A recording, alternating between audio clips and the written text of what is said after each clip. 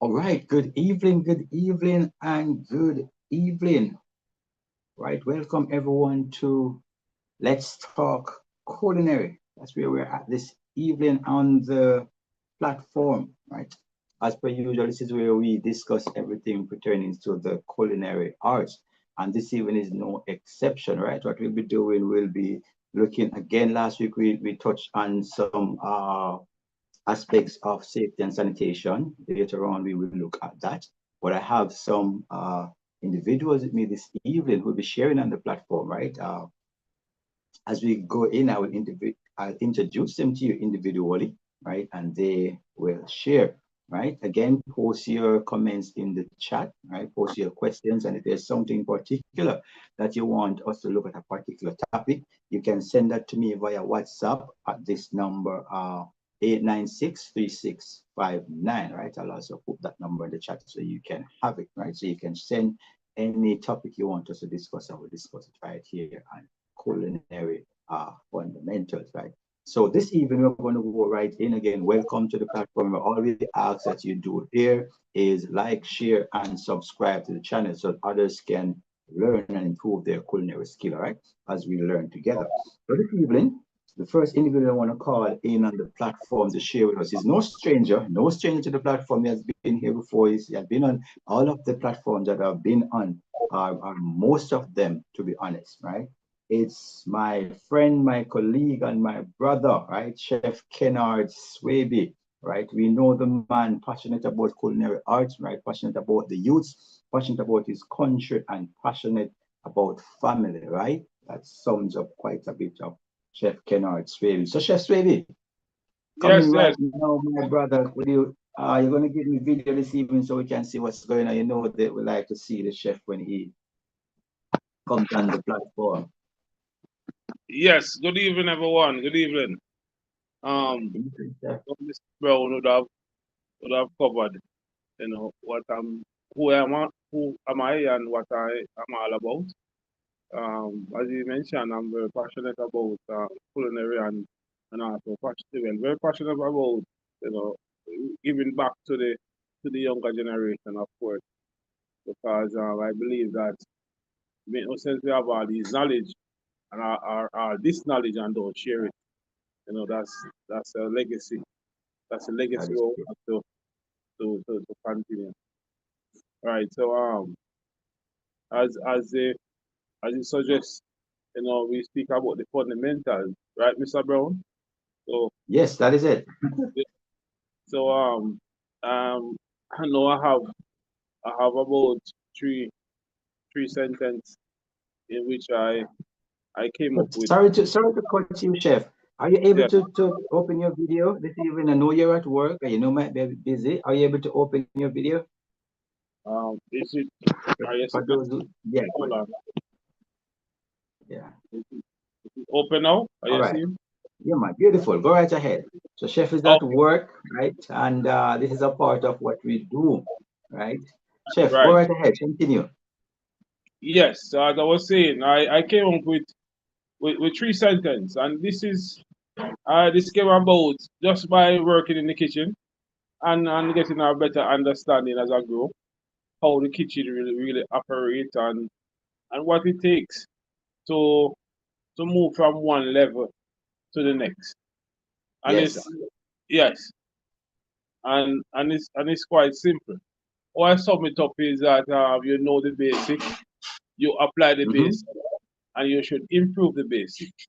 So I sum it up in those with those three sentences because as you suggest, we speak about fundamental, and of course, once you understand the basic, then of course that is where it all starts. So applying the basic, of course, is when you want to an everyday work and performance. You should always remember what the basic is all about, so you cannot go wrong. And improve the basic is when you start to get really creative.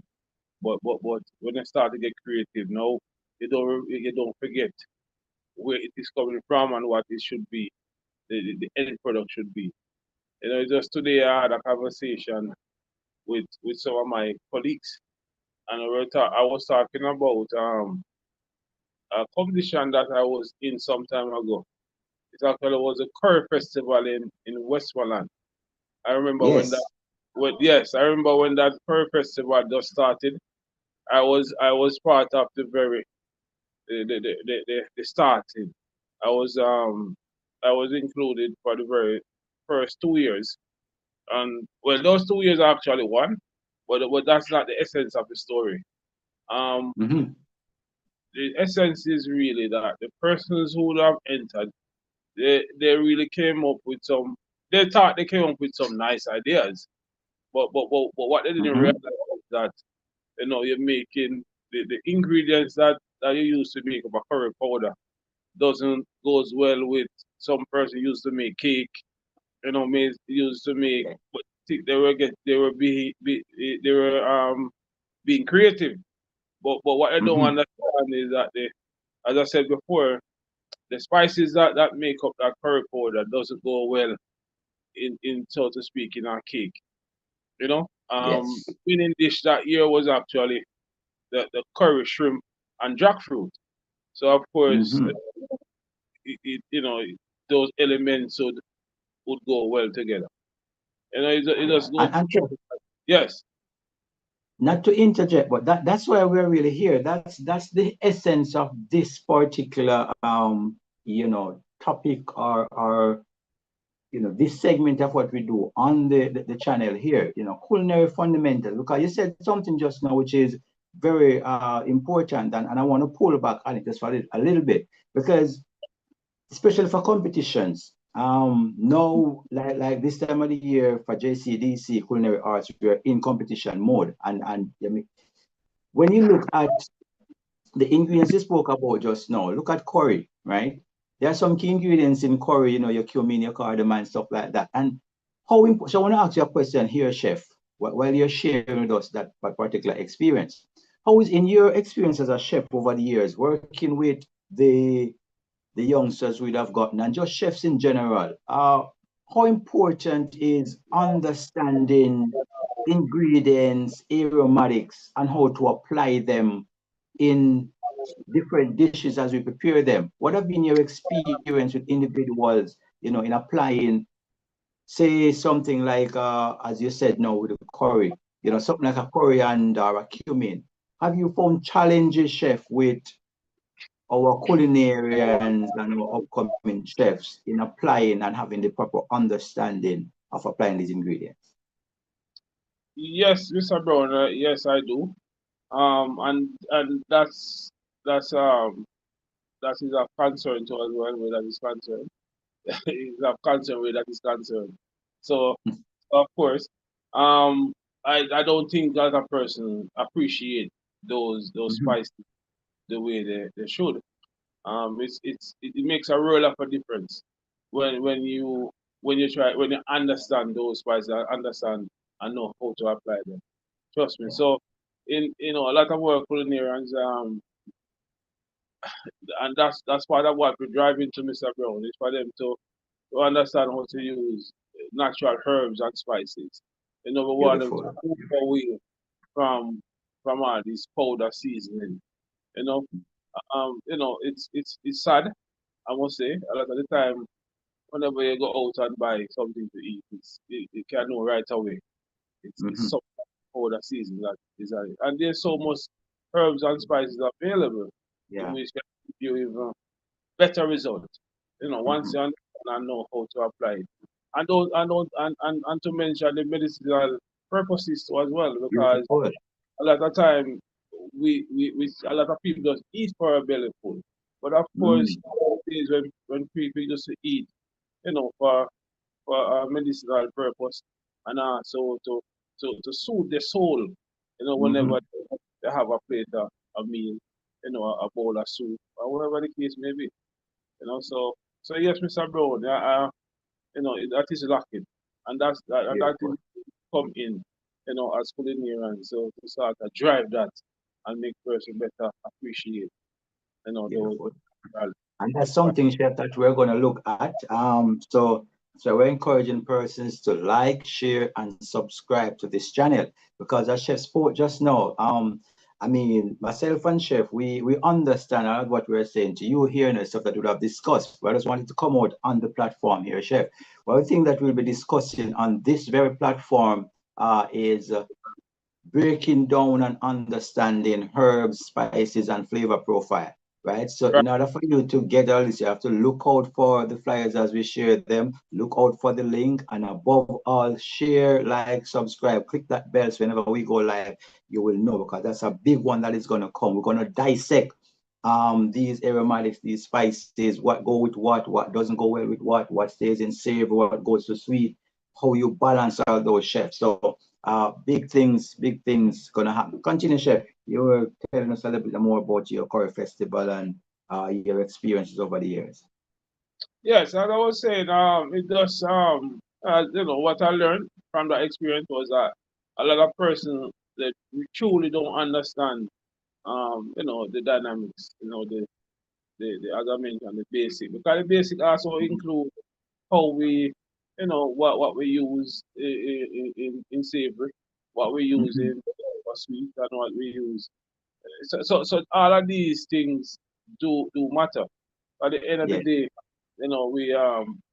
we have to stay true to the to the right flavor, and Mm-hmm. also to be very very health conscious. You know. Yeah. Beautiful. I just said that, Chef, it brought me back to, my mind went back when we were small. Right here in Jamaica, when growing up, right, I spent some time with my grandma, and we're talking culinary fundamentals here. And a big part of it is health. Back Right. then, a lot of the teas that we drink, we call them bush tea, a lot Bush of tea. these had medicinal benefits, chef. And Right. so it wasn't just about putting on a pot and throwing something to make tea. So when you go back and you pull back, some of the herbs that are coming back now, coming to the forefront, are stuff that our foreparents were using long time. The Right. neem, the sorrel seed, the fever grass. You can go on and on. Right, these were stuff that were being used from then, and you find that we're much healthier. We didn't have a lot of the lifestyle diseases that are about now, chef. We didn't have those. And that bringing another point that you spoke about, the amount of mercury. I have nothing against flavor enhancers, but it's how we use flavor enhancers, right? As you said just now, chef, know the basics. It shouldn't be, and I think this is where the challenge is, chef. It shouldn't be where flavor enhancers takes over from us understanding the fundamental flavors of culinary. And I Right. think that is what is happening in, if I may dare say, in some of our establishments, restaurants and so forth, where the enhancers are now at the forefront and the fundamental basic ingredients or flavors are on the back end, where it shouldn't be. It should be the other way around. I mean, chef, we would have done these things so many times, caramelizing some onion the right way, making your basic marinades and stuff the right way. These, when you do this, chef, you don't need any enhancers whatsoever. You know. Right. So I think this little, and I wrote it down this time, chef. Know the basics, apply the Yeah. basics, Yeah. improve the basics. Right. Right. Oh man, I love it. I love it, right? And On the second note, chef, touch on apply the basics, because I think this is where we're lacking again. I dare say indiscipline and lack of, staying true to the task, cutting corners, right? Because applying the basics sometimes takes a little bit more out of us than just to grab, something from a tin and some answers. The floor is yours, right. chef. Go ahead. So applying the basic is where a lot of time the problem lies, because we're not applying the basic. We tend to jump from that and think that you're improving it. In which once you don't understand how to apply it, then how can you improve it? So as you rightfully say, there's so much things there available, so much shortcut there, and persons will opt for that. You know, um but of course my thing is, once you start to understand what you're doing, then of course, improving the basic will be much easier. That But is as true. you rightfully say, Mr. Brown, if the person should be applying the basic, that is where the problem start to happen. Because some people do know, mark you. Yes. But the person Yes. will know, but at the same time, they are not applying it. So that is where they, Mhm. as I say, not necessarily understanding, but discipline comes in. Because you have to be very disciplined. That Because is there's true. so much things that can sidetrack you. But you have to just be true. Just be true to the craft and just be true to yourself at the end of the day. Because culinary art is not something that is meant to be easy. Mhm. It Yeah. becomes easier Yeah. the more you apply it and the more you understand it. But it's not a very easy field. It's very tough. Any old chef you will tell you that. It's not something you come in and it should just happen just like that. No. Well, Yeah. if you're entering this field and you think it's something easy, I don't think if you want to do something easy, I don't think it's the right field for you to come. Trust Yeah. me. So you have to just You're correct, yes. yes, right? You're correct. Yeah, man, you're correct. You're spot on. And I think that's a part of the challenge that we're facing. No, Right. we have come to live in a fast-paced world. Yes. So as you say, applying the basics and improving the basics is where we have a big challenge. Because as you rightfully chef, there are some persons, who knows aspect of the basics. Basic, And yes. they fail to improve, on those basics. Well, like Yeah. I said, cause if people get this, and as I said, there's so much things nowadays on the market where you can easily just use to sort of, Mm-hmm. Yep. to yes, to flow whatever should be the right Yeah. thing. But at the same Yeah. time, as I said before, it's just to be disciplined and to be true to the craft. Beautiful. So, Chef, I know you have to run, so I'm going to ask you, Yes, as usual, when we share, we never share and bring out certain points without giving some pointers or giving some recommendations to persons. So, what would right. be, this is a question to you, Chef. What would be your guidance and recommendations to persons who might feel like it's too difficult for them to, really learn and apply these basics? Just in general, what would be your recommendation to individuals, chefs and culinarians at large? Oh, all right. At this stage, um, those who doesn't understand and know the basics as it relates to culinary. There's Mhm. so much, medium and things available for one to understand and teach themselves as they go along. Because it's gone are the days. I remember when we were much younger, we only think about uh, hard trust. Mhm. There's so much more institution around. Then Yes. after yet, we have the internet that has social media that has so much information available. So it's all about discipline though, Mr. Brown. At the end of the It day, is. I can easily tell persons that you can't do this, you can't do that. But you have to, as I say, at the end of the day, go along to discipline and to be true to the craft. As just a recommendation, what I would recommend is a person to do more um, self-search first, and then uh, search for information that will help them as it relates to culinary and also seek ask, ask questions. I remember some time Yes. ago, Mr. Brown, there was one young man. He was actually working on the ship, but he was honest enough to call me and say, "Chef, the ship, yes, he was getting promoted, but he within himself figured out the ship wasn't a lot, because they have a lot of canned stuff that they just take from the can and they just, the sauce and stuff, they come in cans.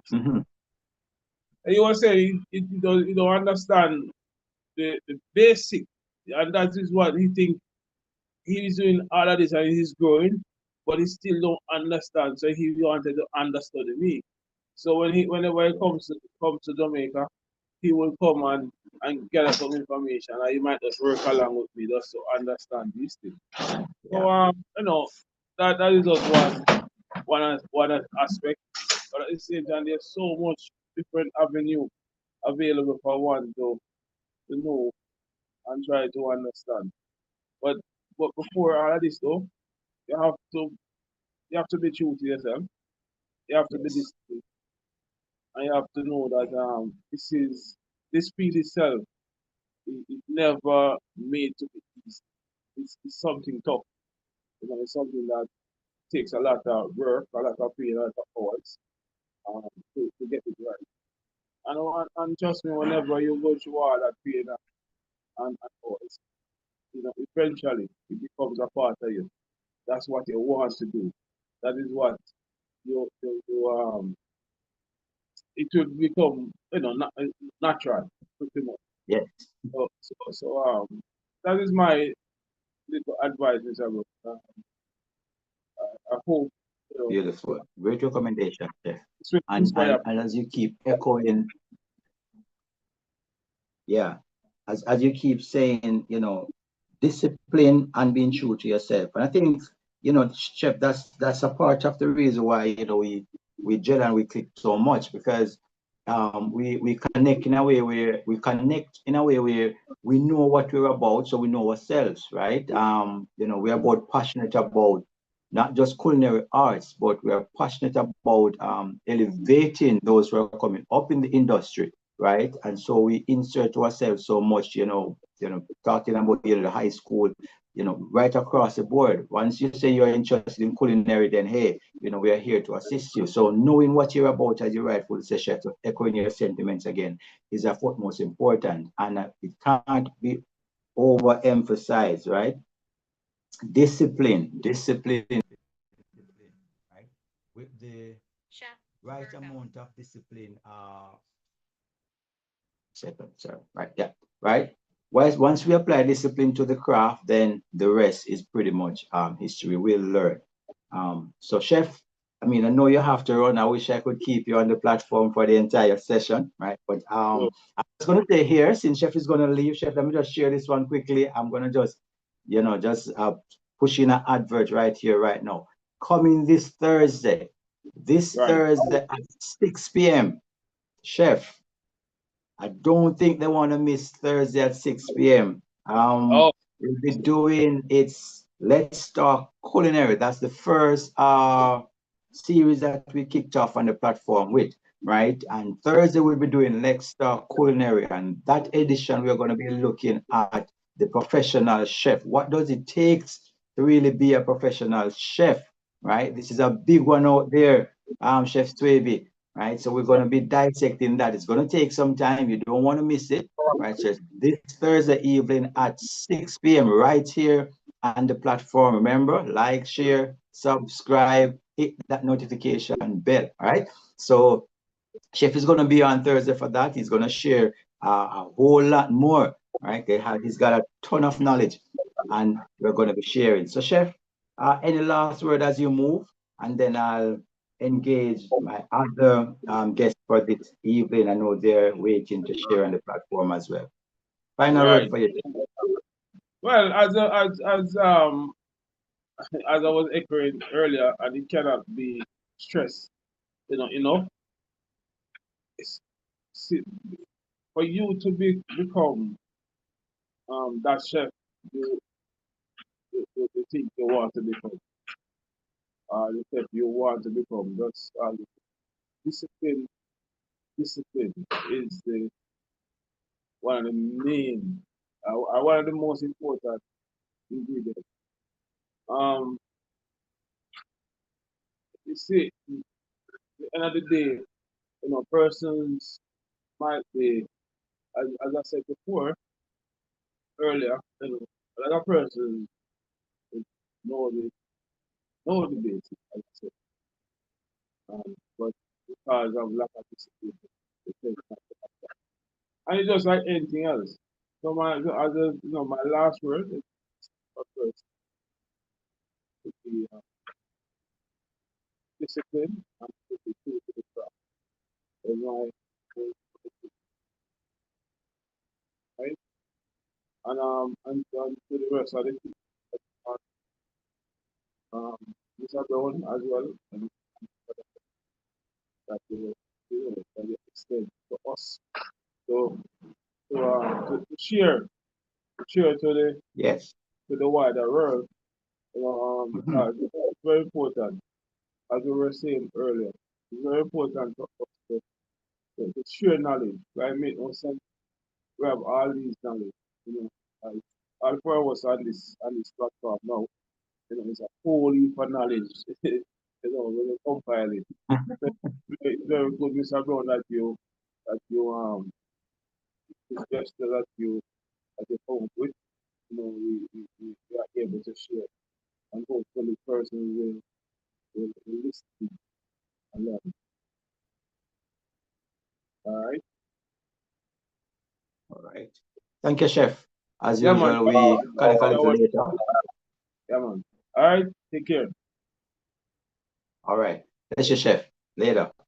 All Bless right. you. So let me now invite, at the same time, I am gonna invite both Mr. Hay, right? And then right after, at the same breath, uh, both are culinary educators. So Mr. Hay, and then it's going to be Miss Kamara Richards. So, Sir Hay, I'm going to ask you just to, share a little bit about yourself, what you do presently, and then you just invite Miss Kamara Richards on. She will do a little bit, and then we just keep the conversation going. Sir Hay, over to you. The floor is yours. All right, good evening and good evening to everyone. And I would say listeners, but our persons who are actually watching the live. It's my first time actually on your show, or should I say a series. And thank you for the invite. I am actually currently a hospitality and tourism management teacher at the Jose Marti Technical High School in Spanish Town, St. Catherine. But even though I'm currently teaching hospitality and tourism management, my area, my background is really specifically in culinary management. I did my degree at UTech, and it was actually a joint degree program back then between UTech and UE in hospitality and tourism management, where myself and actually my colleague Kamara Richards, we were actually batchmates. Or, Beautiful. right, we majored in culinary management. But she will give you her introduction when the time comes. But I spent a short time in industry leaving from UTech, and then I decided to actually go in the field of teaching in education since 2003, officially 2003, until now. We're in what, 2005, so that's how much years now? Long time. 22, Mhm. right, 22 going 23 years really. I spent 4 years of that teaching food and nutrition and a subject area called hotel trades at the Montserrat Secondary School, and that's in the Eastern Caribbean next to Antigua. So I had, sorry, I had experience teaching at the high school secondary level. I also spent, when I came back to Jamaica, sorry, in 2007, following my 4 year stint in Montserrat, I joined with Hartrus, and I was in Hanover, moved all the way to Hanover, as I'm originally from Portmore in St. Catherine, and I spent 10 years at the Kenilworth Art Academy, as it was called back then, which is now Mhm. Kenilworth Northwest Tivet Institute. It's a big hospitality institute, just like you have Runaway Bay, and they also specialize in culinary. So I taught common chef level 2, and then eventually at the level 3 chef de partie, I also taught that. And a little bit on tour guiding when they introduced that program as well. So I have skills both in the hospitality area, but mostly in culinary, a little bit in tourism, tour guiding, that aspect of it. And then when I'd moved back home about 4 years ago, or 5 years ago, actually, it's just before COVID, I was a part-time instructor at Boystone Heart, again in the food area, started in patisserie, pastry chef level 3, and then common chef again, until I'm here now at Jose Marti. But I I benefit, especially with Hartrust. I benefit a lot with the industry furloughs when I was living back that side and on the northwest between Montego Bay and Negril. So I was able to work, do a work experience for instructors at least once a year. First started out at Round Hill and other properties that side, Secrets, Breathless, Hilton. Oh, I can't name them. There's a lot. And that has helped me a lot in share my experience in teaching and networking a lot, because from that time I had joined the Culinary Federation of Jamaica, especially when it was really up and running quite well. And with the competitions they had, with the Taste of Jamaica competitions, coaching students in competitions, teams, individuals, and so forth, as well as the JCDC competition too. Can't leave out JCDC. Big on Not at all. maintaining the culinary culture. Very, very important. So even though my background is mostly in education and in particular culinary, I still do have the passion for cooking. May not be cooking as much as before, but I still have the passion Yes. and even the baking aspect too. Still like baking and so I'm here to share my knowledge, my experience, and what is also important, as Chef Swaby had mentioned earlier, the attitudes, besides the Yes. knowledge and the skill, the attitudes is what the chefs and the hotels and the cruise ships, these are what they're looking for in students coming out from, the various institutions, whether it is from high school or at the tertiary level. The attitude is very important. Having the right mindset and the work ethic, it's crucial to really survive. It's not an easy profession. It's really, Mhm. but once you have the passion and the dedication and commitment, you can make a good way in it and move up the ladder. And I'm proud to say that I'm seeing some of my past students, even though I have a couple of them working on a cruise ship and in hotel programs and so far. I feel very proud as a teacher, coming from where they were And we're going to and to get where they are there. now. That's one of the questions that I have for both yourself and Ms. Richard, right? Okay, So I'm all going to right. come back to that. I'm going to come back to that one. But I'm just sitting here and I just feel so excited and feel so happy for you, because I mean you have shared so much.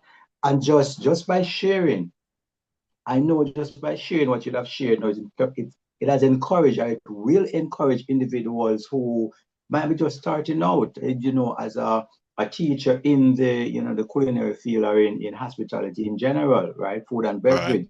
And just to right, hear, right. listening to you here, I mean, from where you started to where you are now, I mean, it speaks volume, Sir Hay, so I'm just going to let you pause here, and then we're going to invite in Miss Richards just to share with us now, just give us a brief of herself, where she's at, and then I'm just going to engage both of you at the same time. We'll just have a discussion. So, Miss Richards, good evening. Over to you.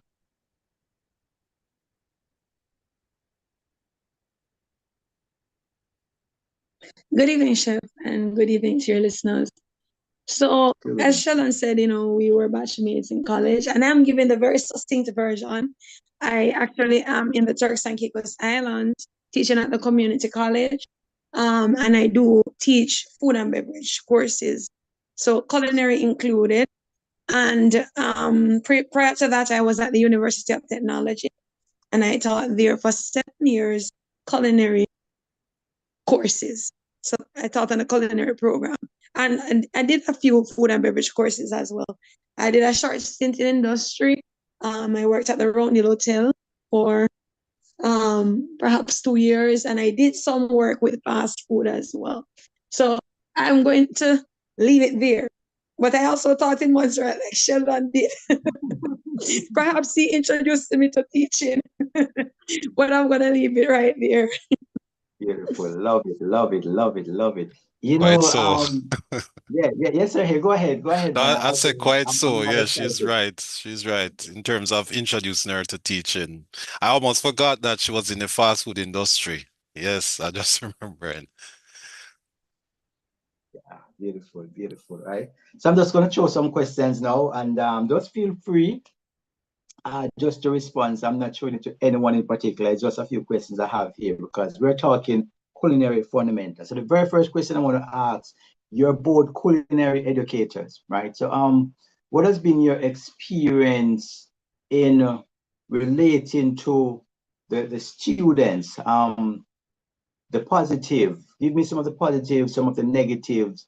How receptive are they, Sir Hay and Miss Richard, at the initial stage when you start to tell them about foods and the do's and the don'ts, and then from seeing them at first, some as just a negative and positive you're giving me now, and then further on we're going to look at the growth. So that's where the next question comes in, Sir Hay. Where are they now? Kind of what I'm going to call in that segment. But for now, just share with the platform, share with the viewers, because there are persons who might think that even some of our high school students now who think that they're lagging behind.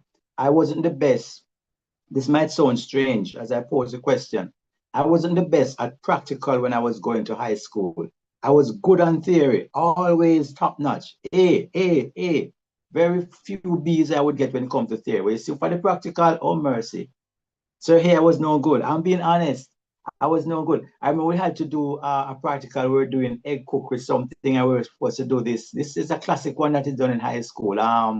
The creme caramel. That's the one where you do the upside down egg thingy, right? And the quiche Lorraine and those things. I'm telling you, I was out of it, right? And I know I am not alone. So I just want you to share now some of your experience that you have had over the years. I mean, both of you are stalwarts in the industry as relates to culinary education. So just walk us through a little bit of what has been in terms of relating to the students, both some positives and some, I want to say, not so positives. And then we look at the where are they now. The floor is open. You can just share. I'll let ladies go first, so I'll ask Kamar to go ahead. Okay. So it has been a mixed reaction. Well, definitely. I've noticed that there have been some changes, from the time I started at UTech, just the journey at UTech and even my journey now overseas. I found that, students then, so the first batch that I taught, it's a different type of young people that I have today. And I've also seen that different batches of students can provide different kinds of experiences. So you do have those students who are very passionate about the culinary arts, very passionate about the hospitality industry. And one of the things that I always say to my students, when you come in to do culinary arts, how is it that you do not cook at home? How is it that you do not have a passion for this thing that you are telling me with your words that it is your passion? And you come into this kitchen to do your practicals and you look so uninterested, you're so uninformed. I believe that if students are going to venture out into this world of culinary arts, they must have that passion, and that passion must ring out in all that they do. You will have another set of students that they will be watching the chapter. They will be watching all different kinds of cooking shows. They keep you current because they're so interested. And then when you teach them, it's a pleasure because they will build on the skills that you are teaching them. There are some students who you will teach them in the class and they go home and they practice, and when they come back, they are so good. You'll have them in practical. It's a competition because everybody wants to do better than the other. You will have those kind of experiences, and those experiences are golden. But then you have another batch of students where they don't even want to hear what you have to say. They're not interested. It's not learning for them. They just don't want to hear. And you will give them some information, because I firmly believe that when I'm teaching the practical, I must build the theory in. So True. I will bring the theoretic concept in the practical. But gaining their ears can be very difficult. And if they even are quiet and you assume they're listening, ask them 10 minutes later and you will see if they really learned anything, if they were really True. was listening. So it is a balance. And I don't know if I have 100% mastered the generation that we have today in terms of holding their attention. Oh Some of my. them. Yes, it's the same thing I can say. Agree with Kamar. The generation today is different from back then when I just started out teaching in the field of culinary. To really maintain or to hold, retain the level of interest of students is not easy. It's not an easy feat. Um, Back then when I just started out, the interest level was much higher. And a little Mhm. bit more on the discipline side too. You were able to more mold them, work with them, showing them the basic concepts, the fundamentals, as you say, for them to master Mhm. that because you see, it's important no matter where you go, whether you're doing it locally, working here locally or overseas, understanding the very basic fundamentals in culinary is essential. It's your building blocks, really. Right. And if you can't master it Mhm. from that level, then you're gonna have greater challenge when you're trying to move up the ladder and then you get frustrated and you leave, you know. So it's as let me say with the positives, I find that I've had some very good students in the past. Yes. And even not Mhm. so far back in the past, even fairly recently, I've had some good students. Even here at Ozimarte, I mean, when I started teaching in tourism, I have a student who was actually doing Cape foods and shared my knowledge also of foods, while I'm teaching tourism. She did well and, she participated in activities.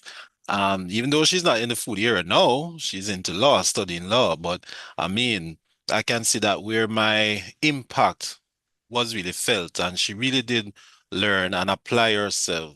It has a lot to do with the mindset. The mindset is very key.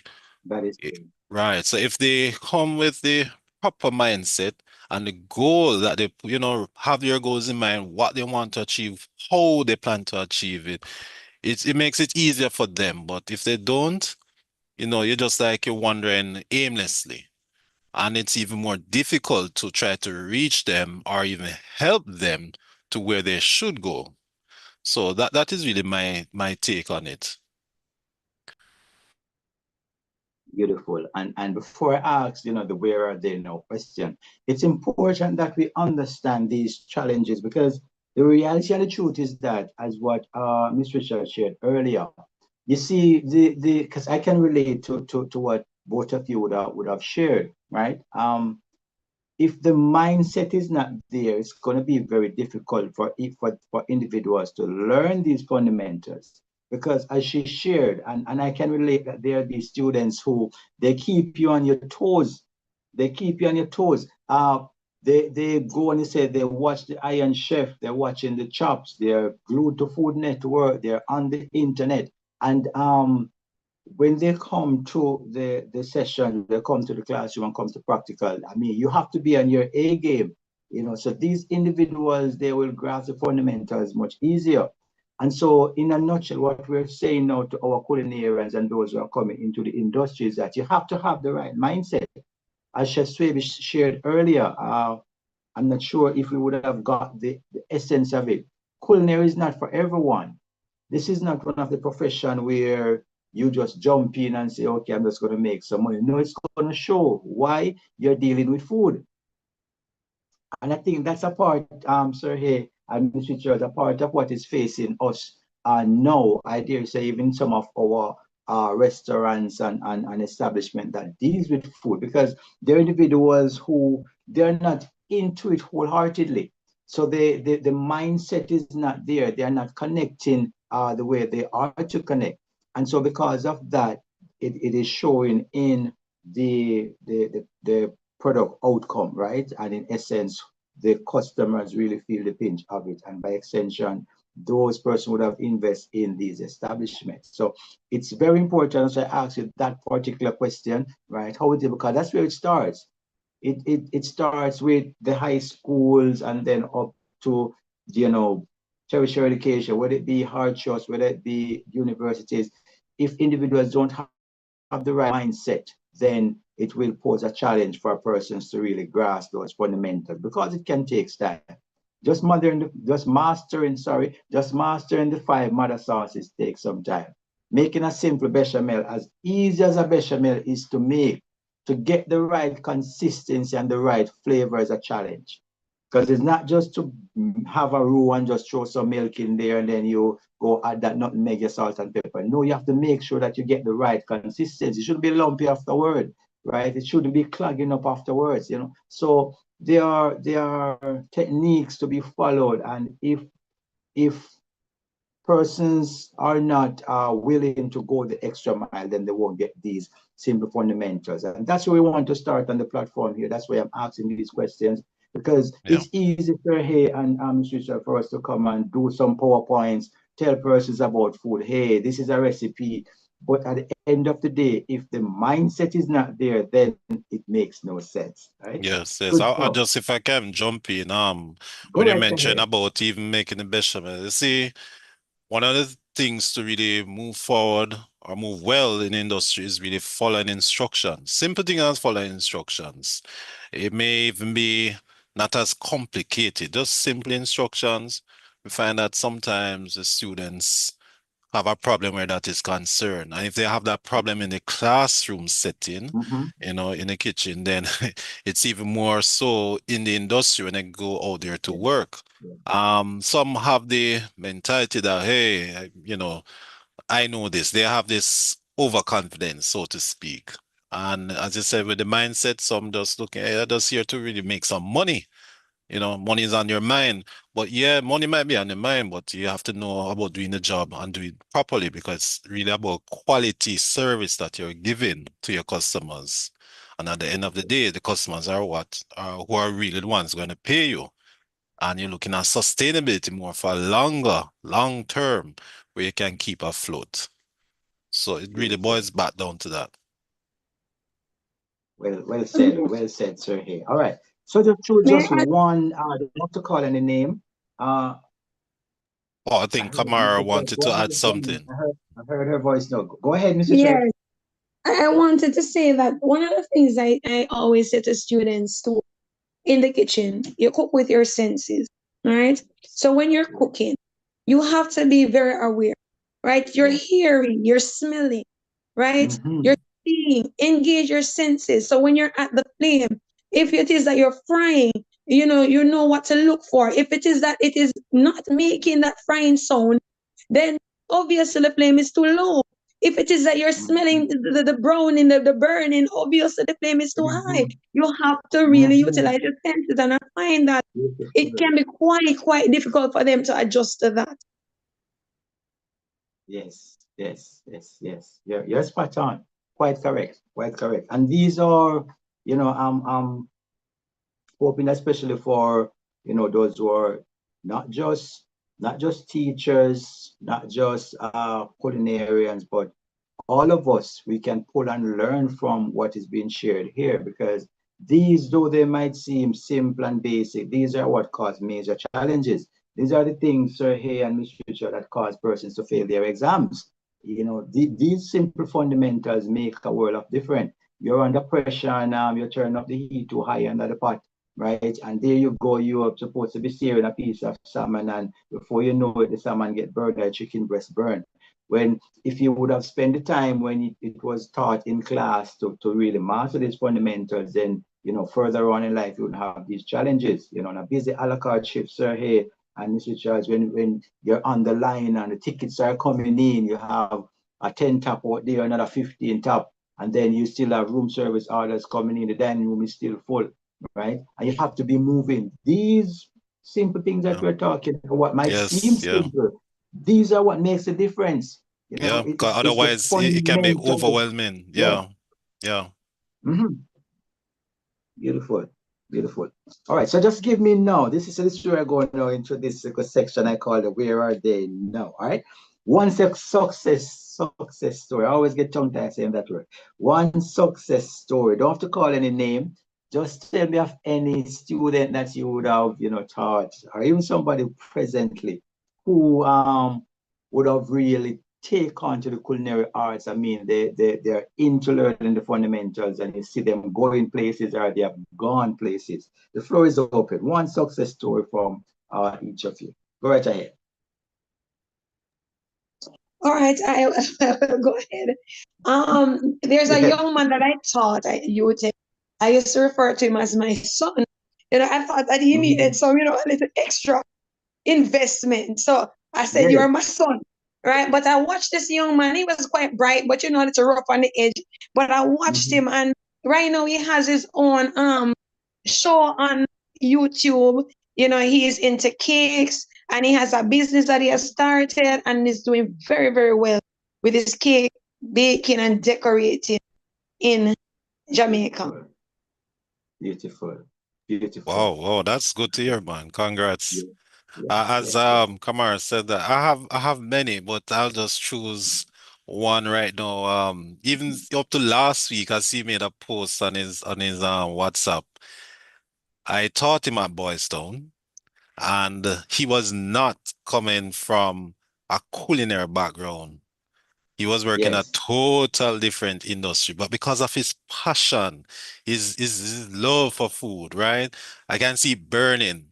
And when I taught him at Boys Town, and these were part-time, so these were our working people who will come in the evenings, Mhm. like around 5 in the Mhm. evening for practical or theory class. And this young man, Mhm. I tell you, he actually took the lead in the class, right? Because even when they had their buffet thing, he was the exec chef for the class.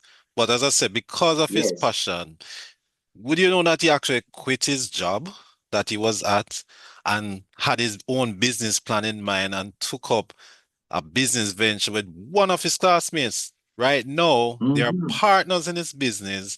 He does a mobile food truck and he does catering. Right now, he needs help. He has to Look at hire him. help. So his business is actually growing and the type of foods that he's producing. When I see Oh, his quality work, I was like, whoa, man, I feel really good. When I tell you that teacher really feel proud, he makes me proud. And to this, I will still keep in touch, you know. I know he's busy, I'm busy, but we still keep in touch. And he always big me up. He always, say, Mr. Yeah, man, you're the boss and that sort of thing. But I really proud from where he's coming from, and Mhm. he's still growing. As big as he is, he's still growing and he's making waves with his business. And I know it's going to expand and do well. Beautiful. Beautiful. And we need yeah. stories like these because they are. I heard Mr. Richards. Go right ahead. Go right ahead. No, man, I was just commenting to say nice. That's awesome.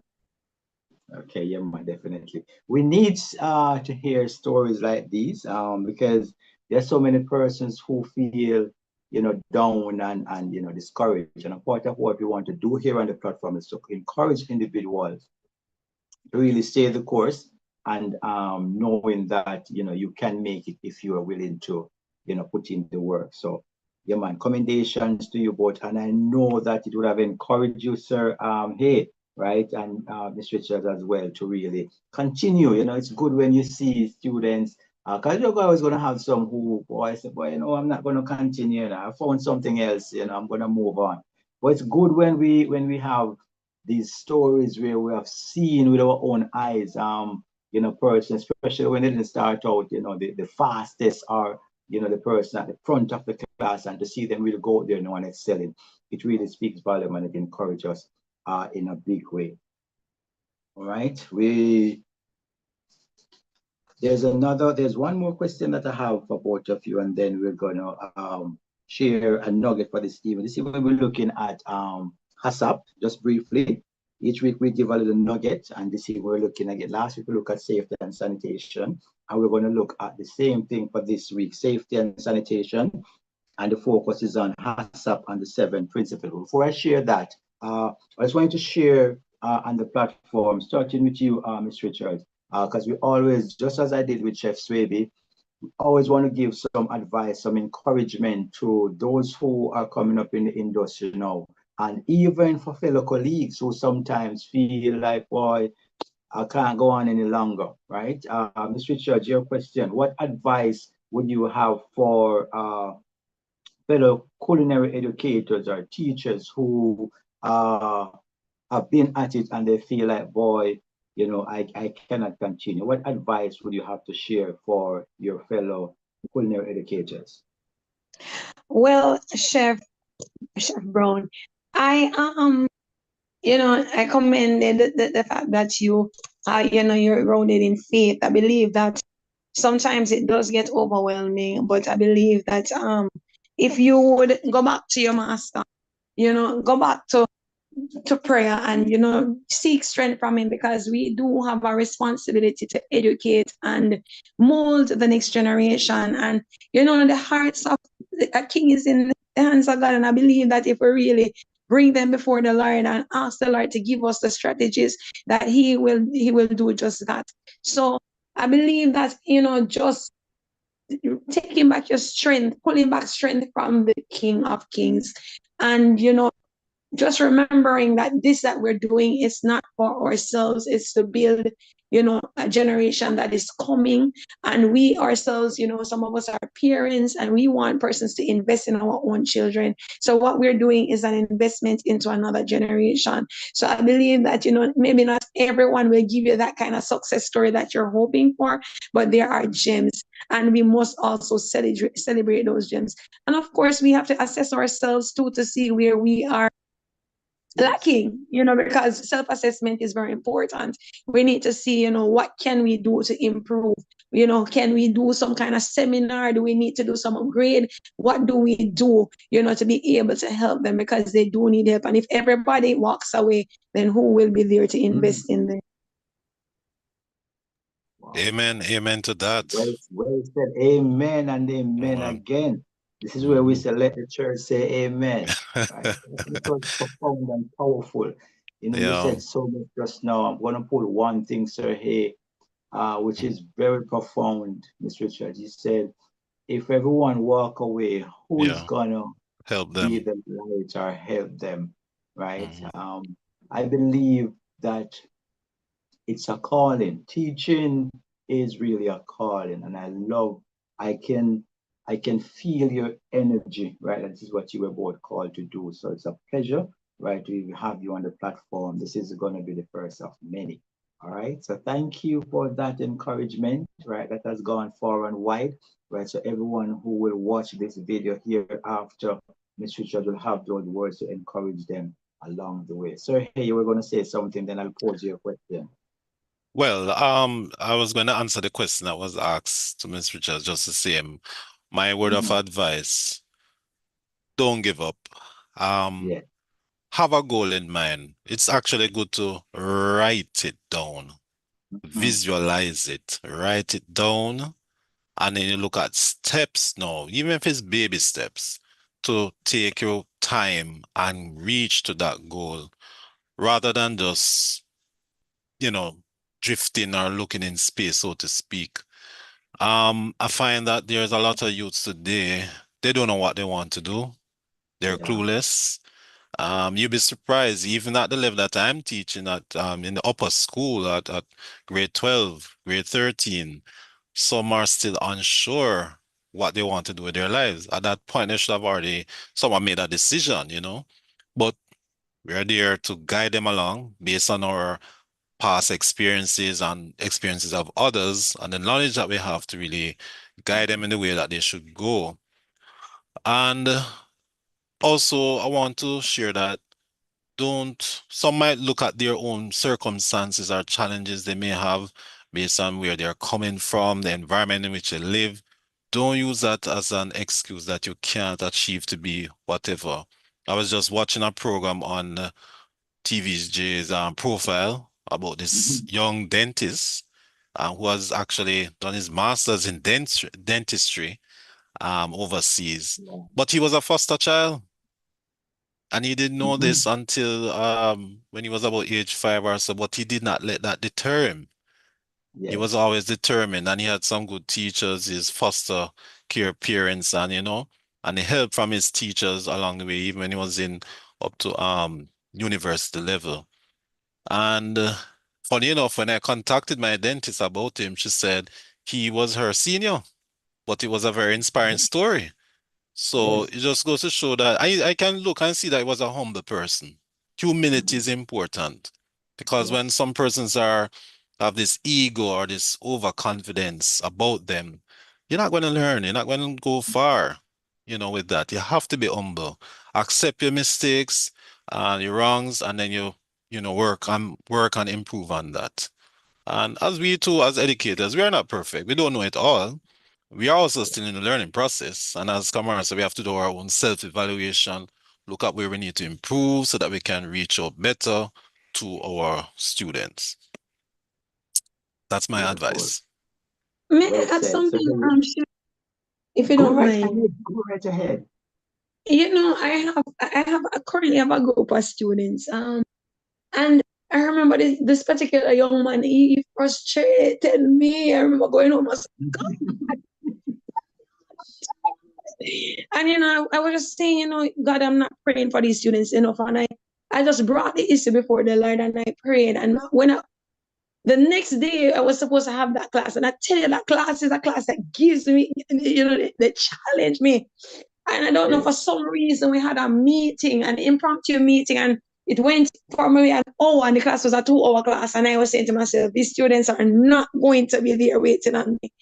When I walked in the Mhm. classroom, there they were, all of them seated, well quiet, waiting on me.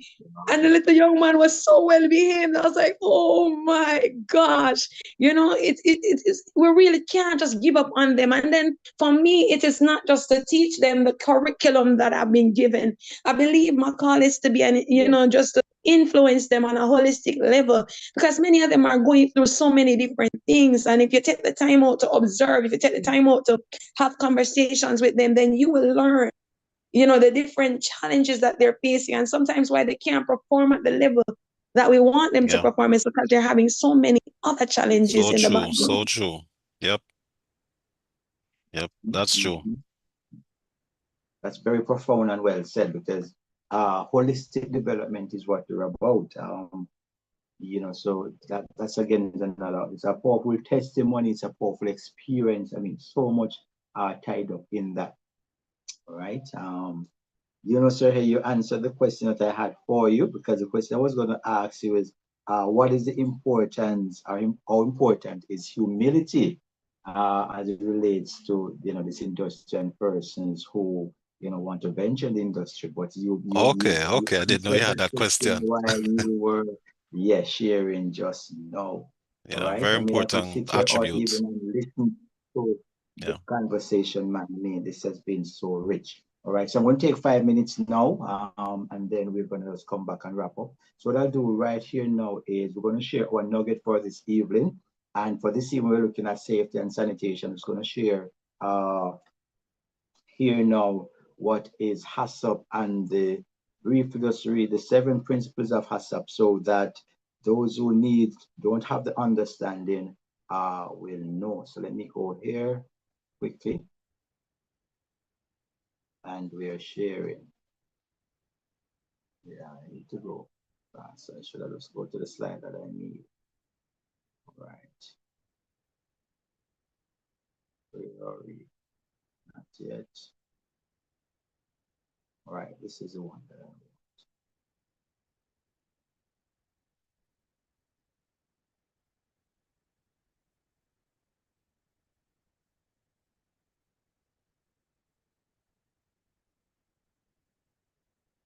All right, so what is HACCP? We oftentimes hear this word, HACCP, right? We want to break this down this evening quickly. We want to look at the principles that are involved in HACCP. So let me go quickly, right? HACCP, or is it pronounced HACCP, is a food service system that prevents disasters such as foodborne illness outbreaks from occurring. A foodborne illness occurs when we eat food and it makes us sick, right? An outbreak occurs when 2 or more people eat the same food and get the same illness. right? This final part is very important. HACCP helps prevent, so it's really a preventative measure, right? And we'll look at that. Help prevent foodborne illnesses outbreak, right? Because HACCP is a proactive approach to controlling every step in the flow of food. And this is where I'm really going to anchor for this evening, right? As it relates to this whole HACCP, we will look at the principle, because a lot of time we make the mistake of not understanding that it is a proactive approach, right? So if we follow the HACCP principles properly, we will eliminate majority, we're good to, I'm saying at least a 98%, right? As it relates to preventing bacterial growth and these foodborne illnesses because of how HACCP is designed. And we're going to look at that, right? Simply stated, the HACCP goal is to stop, control, and prevent problems that impact the safety of food, right? So the 7 principles of HACCP. Principle 1, we conduct a hazard analysis, right? So the application of this principle involves listing the steps in the process and identifying where significant hazards are likely to occur. The HACCP team will focus on hazards that can be prevented, right, eliminated, or controlled by the HACCP plan. A justification for including or excluding the hazard is reported and possible control measures are identified. So that's where we start. We need to conduct a hazard analysis, right? In my operation, what is it that can cause a likelihood of some form of hazard? That's where we start, right? The next thing we need to do, we need to determine CCPs, right? So we determine our critical control points, right? So step 2, our procedure that which control can be applied and the food safety hazard can be prevented. So let me just give a quick example here. So say I'm doing some, I have a practical and I'm going to be doing fish fabrication or a poultry fabrication. And that's going to take me, say, 15 or 20 minutes, right? It is not ideal for me to just take the fish or the chicken from the fridge, have it on the counter while doing my fabrication, right? I'm exposing the item to bacteria. So the right thing to do is to get yourself a nice ice bath, right? You set your ice bath and then you put a nice plastic, then you put the item right on top of that. Cling wrap can be used or a nice plastic fits over the pan and the item goes on that so it stays within temperature, right? That's just one of many examples, right? So we continue. Eliminate or reduce to acceptable levels. The HACCP team will use a CCP decision tree to help identify the critical control points, right? So in the process, a critical control point may control more than one of the safety hazards, or in some case, more than one CCP is needed to control a single hazard, depending on what the hazard is or hazards are, right? The number of CCPs needed depend on the processing step and the control needed to assure food safety. So if is it that we have a lab where we have upward of 10 to 15 students, and that is why labs are limited to a certain amount of students, right? That is why when we're doing practicals, we split the groups in, I will split them in groups. So for all of my culinarians and students were wondering why we can't, all of us can't do the lab at the same time. It's because this is a part of the challenge, right? We need to be able to ensure that we can control the atmosphere to prevent hazards and bacteria. All right, let's continue. The third step, we establish some critical limits, right? So this is the ECL, right? The critical limit is the maximum or minimum value to which a biological, chemical, or physical parameter must be controlled at a CCP to prevent / eliminate or even reduce to an acceptable level the occurrence of any food safety hazard, right? Critical limit is usually a measure such as time, temperature, water, acidity, weight, and those stuff, right? Some of that measure that is based on scientific literature and our regulatory standards, right? So when we look at, to break this down easily, the 3 main categories that we have here, our biological contaminants, our chemical contaminants, and our physical contaminants, they're all controlled differently. That is why this plan is so effective, right?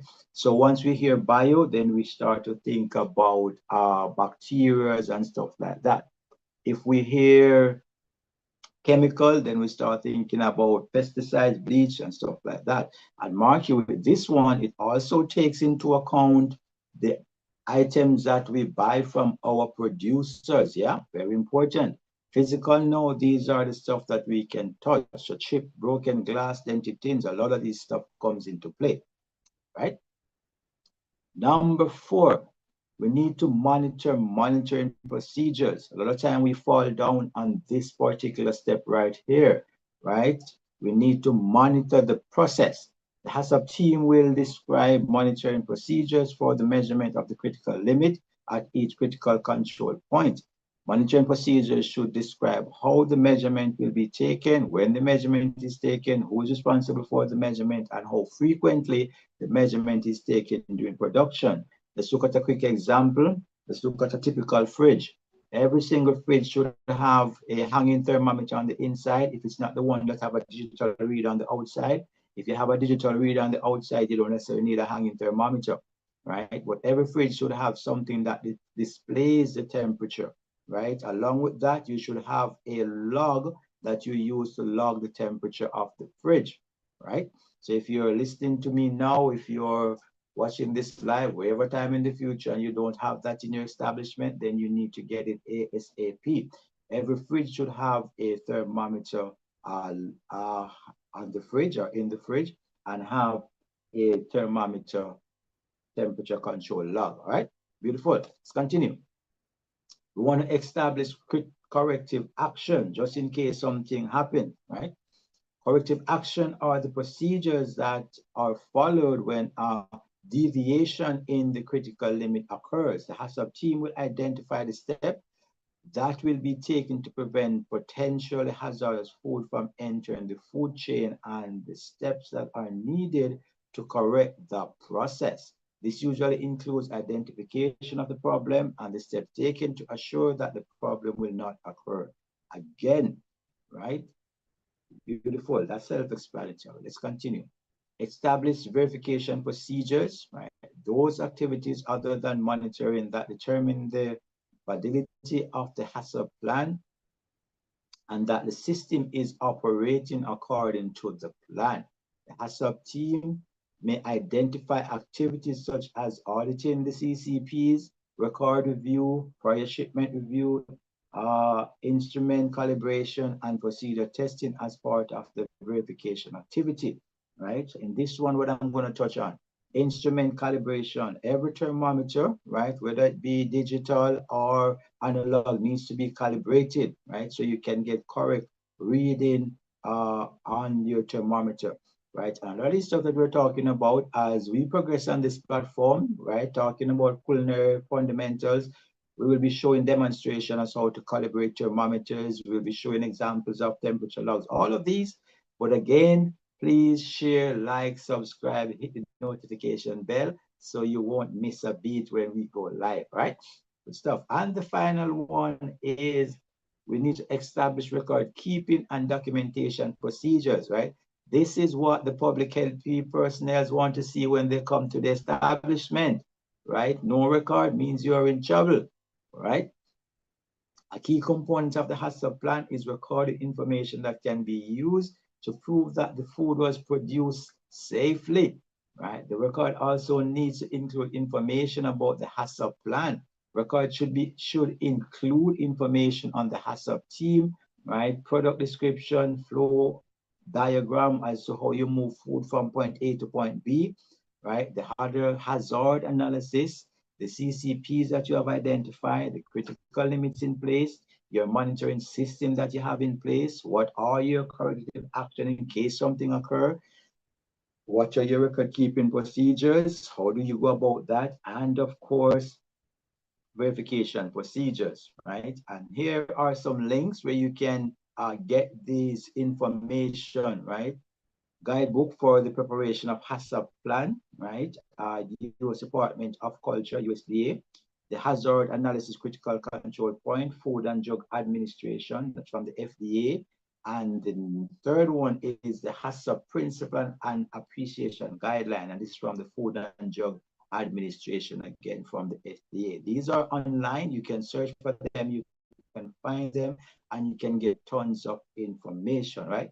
So that was our nugget for this evening, and let's talk culinary, right? I'm just going to go back now, and we will finish off with my two panelists, and then that will be it for this evening. Thank you for listening to our nugget. All right, so here and Miss Richards, we're almost at the end. So at this point in time, I'm going to hand the floor over so you can share any final thoughts that you want, right? Any guidance, anything that you want to share. So I start first with Miss Richards. The floor is yours. Any comments, any final words, and then it will be over to Mr. Hay. Go right ahead, Mrs. Richards. Well, I remember when I was going back very far, when I was, going into college, and when I decided that culinary arts would have been the area that I would venture into, I had this passion that I wanted to be an executive chef. And, I found that this industry was very exciting for me. I think that I would encourage young people to really, check themselves to see if this is really what they want to do. Because as um, you discussed earlier, the culinary industry is a difficult one. It is physically challenging. And so it must be something that you really, really are so interested in doing. And then if indeed you have said, yes, this is my passion, then, do everything that you can to be a success in the industry. That means a lot of experimentation. I like to tell my students, become researchers, get investigative, try to mix and match flavors, try to understand flavor profiles, do something in your own time at home, and do reading, get involved in what is happening in the industry, be very current, because if you educate yourself, then that can only take you to the next level. Information is very important. And I liked what Chef said before he left, that application of the information that you have, right? So it's going to take your own motivation, that intrinsic motivation that will take you far in the industry. So I'm going to encourage the young people, become investigators. That's what I am encouraging them to do. Become researchers, research about this industry that you're so passionate about, that you're so interested in, and put the steps in place to achieve your goal. Because if you have those steps in place and you work toward it, indeed you will achieve it. Beautiful. Well said. Well said. And thank you. Thank you ever so much for being on the platform this evening. Don't go anywhere, just say it. So, hey, over to you. And Yes, then we'll just to add a little icing on the cake to what Ms. Richards just said, in even teaching the hospitality tourism management program, food and beverage as one of the sectors is a very key sector, because even if you have the attractions or the accommodations, transport, people need food to eat. Not just a want, but they also physiologically need food to eat. And you have to satisfy that need, right?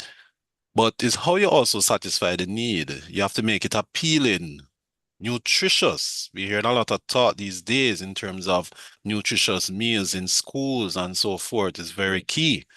And even just lifestyle, wellness, health and well-being, keeping you longer and preventing certain non-communicable diseases. Um, the food industry is so vast, it's so wide. You don't have to really look or confine yourself to being, say, a chef, like, an exec chef or so. There's so much different areas. I still have an interest in going into do food styling, food photography. I love photography. So everybody knows that with me. But I like with food. And there's a market by itself there. So there's different avenues that you can branch off. Important thing is that Learn from your instructors, your teachers, the culinary fundamentals, the basics. You can always build on this. And then you have the technological tools at your disposal. You have your, even the social media, the use of TikTok. There's stuff that I learn that I see, person share, content creators share about a recipe or some dish styling, presentation, whether you see it on TikTok, Instagram, Facebook, whatever. There's so much that you can do. Yeah, we live in the information age, so there's no lack of information. It is out there. That is true. It's how we use the information to our benefit. Not rather than just recreational, just having fun, use it to educate and build ourselves. And we have talents. We have a lot of talents, especially here in Jamaica, that we can Mhm. really build on, And I remember Chef was talking about flavor profiles, the use of herbs and spices.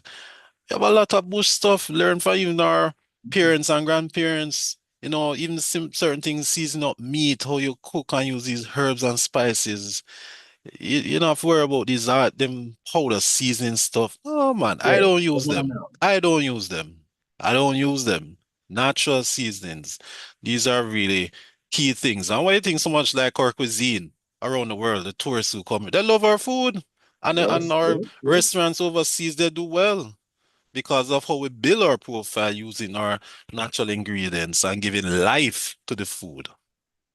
So Beautiful. that's my take. Beautiful. Well said, Sir Hay. Well said, Ms. Richards. It was a pleasure having you on the platform this evening, right? And you know for a fact that you will be invited again. I mean, you have so much knowledge, so much to share, all right? It's I'm not going to say we have come to the end. I'm going to say we have paused for this evening, right? Here we have paused here for this evening because there's so much more for us to share. But naturally, we have other things to do for the rest of the evening, and so we have to put a cap or put a lid on it for this evening. So let me just share quickly again with the viewers that this evening we had with us Chef Kennard Swaby, executive chef there at the Turnover Suite Hotel. We had still have with us Mr. Sheldon Hay. He's present at the Jose Marti Technical High School. Big shout out to the entire Jose Marti team. And we have Mrs. Richards, or Miss Richards rather, who is coming to us all the way from Turks and Caicos, right? At this point in time, right? So beautiful. It was good to have you on the platform this evening. Let me just share this quick one promo here. Thursday evening at 6, we'll be on the platform. So that's where we're going to be discussing Let's Talk Culinary. And that discussion, let me see if I can find the flyer so I can maybe just put on the screen while I share. Let me see if it will come up. Let me just see. Let me just see. All right, here it is. Share screen.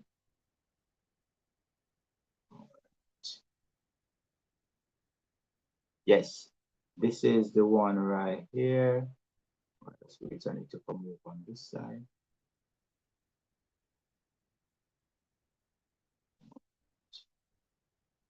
Stay also here for a minute so I can get in there. Yes, I see you have Miss Jane Jerry.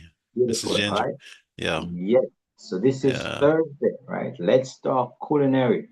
This one is dubbed the Pro Chef Edition, right? And the topic is the Professional. professional chef. So Sir Hay Right. and Richard, you are Yeah, invited again if you want to join us, yeah. I right? will try and come on. Yes. So what we'll be looking at is this whole topic of, and it's going to be more than one segment or more than one series or more than one show that we'll do for this, right? Because this whole issue of who is a professional chef, we want to look at it. We want to dissect it. We want to speak in depth about this particular topic, right? So that's what we'll be doing Thursday evening at 6 p.m. right here on the platform, right? That's Let's Talk Culinary, and we'll be looking at that. So again, like, share, subscribe, hit that notification bell because this is where we discuss everything that pertains to the culinary arts, right? So from the entire team here, from my panelists that I had on with me for this evening, I was just saying to you, thank you all for joining us. Thank you for taking the time out to listen to us this evening. It was a pleasure, right? I hope that something that we would have said will help you to be a better student, a better culinarian, a better chef, a better culinary educator, and just encourage you along the way. All right. So from all of us here, it's bye for us. This is where we put the cap on for this evening. And I'm looking forward, by God's grace, to see you all Thursday evening when we look at Let's Talk Culinary.